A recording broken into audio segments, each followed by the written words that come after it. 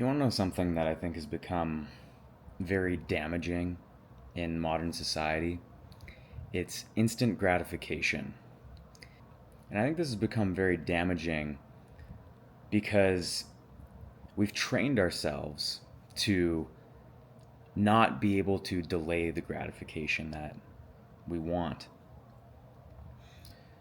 We sacrifice the long term happiness, contentment, success, whatever it is, for a cheap dopamine hit right now. No matter what it is, it could be food, it could be scrolling your phone, it could be video games, it could be Netflix, it could be dating apps, porn, you name it. I mean, it's never been easier to engage in just instant gratification than now. Even if you were to rewind, a few hundred years, people, unless you were very, very wealthy, and even then, the pleasures of that time were not as accessible as they are now. Now, the there's so many people that have access to this these cheap pleasures that you know fire that reward center of the brain so easily.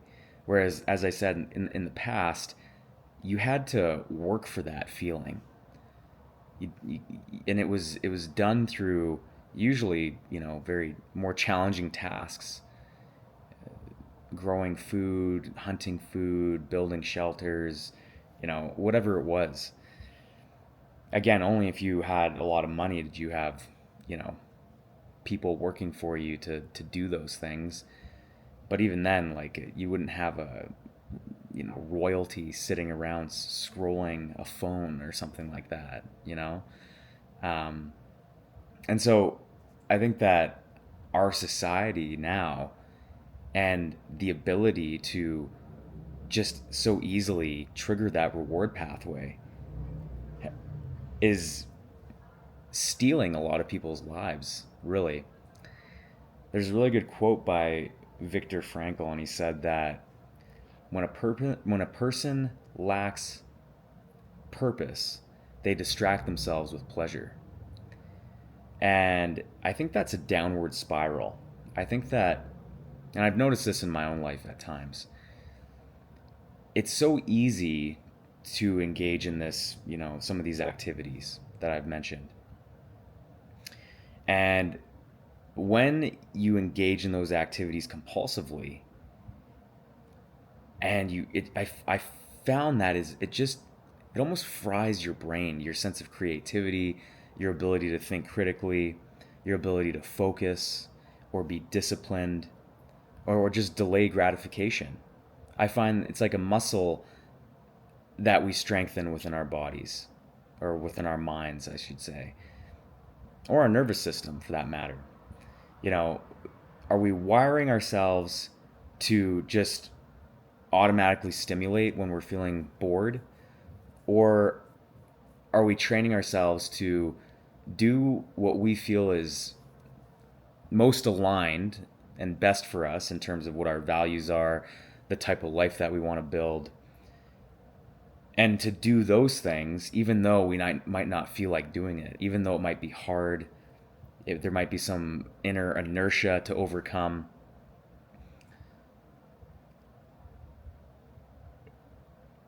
It would require mental effort to do it. But that is one way of being to strengthen within ourselves. The other way of being is instant gratification, cheap dopamine, cheap entertainment. And it is, like I said, it's a downward spiral, because as soon as you start to compulsively engage in some of these behaviors, you feel it is so much easier to do it, for one, and it is so much harder to do some of these other things. And this is backed by neuroscience. I've talked about it in other videos. It's this pleasure pain balance in the brain. And when we engage in some sort of pleasure stimulus, something that triggers that reward pathway, as I've mentioned, you get that scale in the brain tips to the side of pleasure. And subsequently, because your mind and body is always trying to find balance, homeostasis, when that scale or that teeter-totter is tipped to the side of pleasure, as soon as you're done engaging with it, you're done eating the processed sugary food, you're done with video games or scrolling your phone or going on your dating apps or whatever it is, pornography, that scale begins to tip to the other side of pain, of discomfort, of boredom. And what happens is when we feel that way, it makes it, first of all, like I said, very difficult to do the things that would actually lead you to a very fulfilling life, or a more fulfilling life, one that is aligned with the life that you want to build. But it also makes it much easier to want to just go back and engage in some of those pleasureful stimulus again.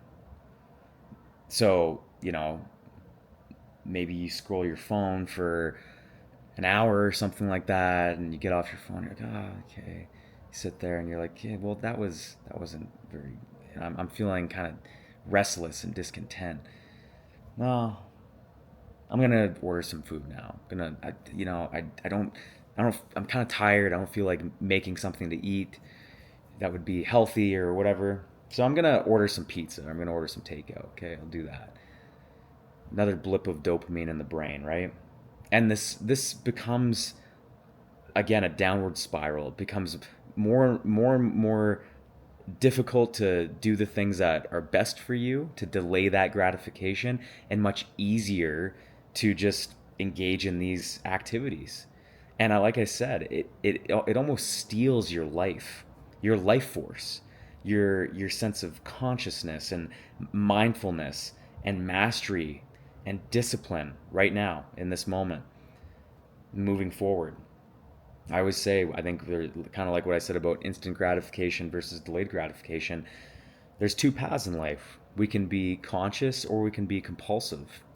And to be conscious is to be aware of ourselves, intentional with our choices, masterful in the way that we make those choices and the way that we can, conduct ourselves and our behaviors.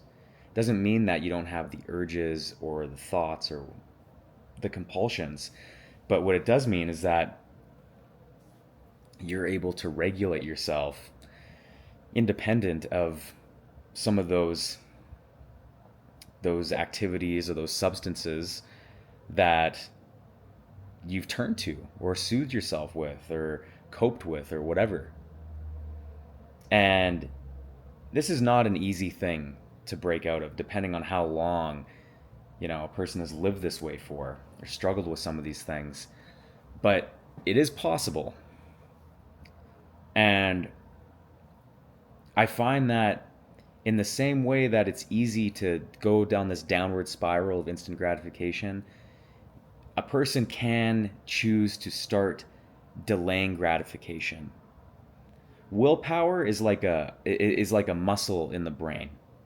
There's an area of the brain that turns on and actually grows the more that you engage in something that is difficult and something that you don't actually want to do. That's kind of the key thing. It has to be something that you don't necessarily want to do in the moment. When you engage in this activity, this area of the brain turns on. And this is like a mind-muscle connection, this part of the brain, let's say. And I'll use an analogy here. So imagine, a person got into a car accident and they became paralyzed. And doctor said, you know what? through some physiotherapy and exercise or whatever, you might be able to walk again. So, you start off, and that connection from your brain and spinal cord to your muscles are very, very weak. There is essentially no connection there. But over time, through training, you're able to start wiggling your toes. You're able to gain a little bit of feeling.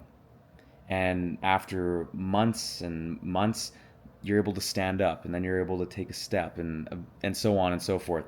You're strengthening the connection between your brain and spinal cord to those muscles in the body, and so they get stronger. The same is true with this part of the brain. It's like what Joe Dispenza says: neural pathways that fire together wire together. So if you're not used to using your willpower, that muscle's very weak in your brain. It's almost like when you get out of that car and you're paralyzed, you can't wiggle your toes. But through training, you can start to engage that part of your brain. Now, it's actually easier to engage that part of your brain than it is to learn how to walk if you've been paralyzed, obviously. And it's just by simply choosing to do something that's difficult in the moment that you might not necessarily want to do. And if you start off small, it's like lifting a 2 pound weight. You lift a 2 pound weight a couple times, maybe next week you lift a 5 pound weight. And it's that progressive overload that actually makes that willpower muscle stronger in your brain and makes it easier for you to delay gratification. Building willpower might not always be about doing something, but maybe sometimes it's about not doing something. Now, I don't know what the research says about that, but I would imagine that there would be a similar effect on the brain where if by choosing to sit with an urge and not immediately grab your phone or play a video game or engage in substance abuse or whatever it is, by pausing and creating space between the urge and awareness, sitting with it, you strengthen willpower within yourself. Conversely, if you don't, you're training yourself to be compulsive. And so I think it's very important for us to become aware of how often we're engaging in these activities, this instant gratification. Because, as I said, I think it's a downward spiral that is stealing our life force, stealing our ability to create the life that we want to live, the life that is truly meaningful for us, purposeful. I've found in my life that deep sense of contentment comes from delaying gratification, from not immediately doing the thing that your feelings want to do. Doesn't mean you don't ever engage in, a little bit of pleasure or whatever. I'm not saying that. Everything in moderation.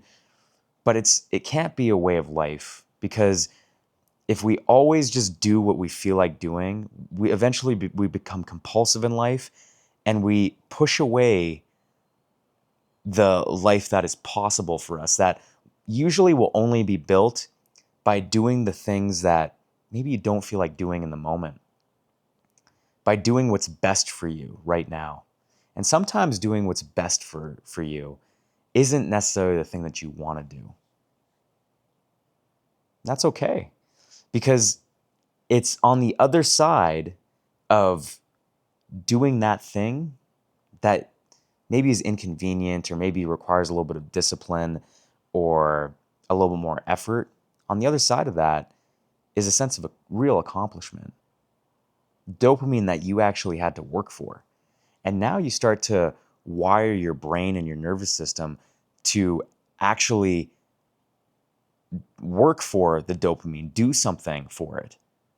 When we are so conditioned to just give in to our urges, we're training ourselves to not have to do anything. Think of it this way. It's like, how they tell you if you go out to like a national park to not feed the ducks or not feed the birds or the squirrels or whatever. You know why? The reason is because, maybe you might make them sick, but they become dependent on you feeding them or on people feeding them. And then they lose their ability eventually to get food on their own. So the same is true with us in some ways. You know, when we become so dependent on trying to feel good all the time with these different activities or stimulus or substances or whatever, we lose our ability to work for them, to actually do the hard things. Life itself, without even doing the hard things, becomes boring when you're so used to living compulsively for your urges.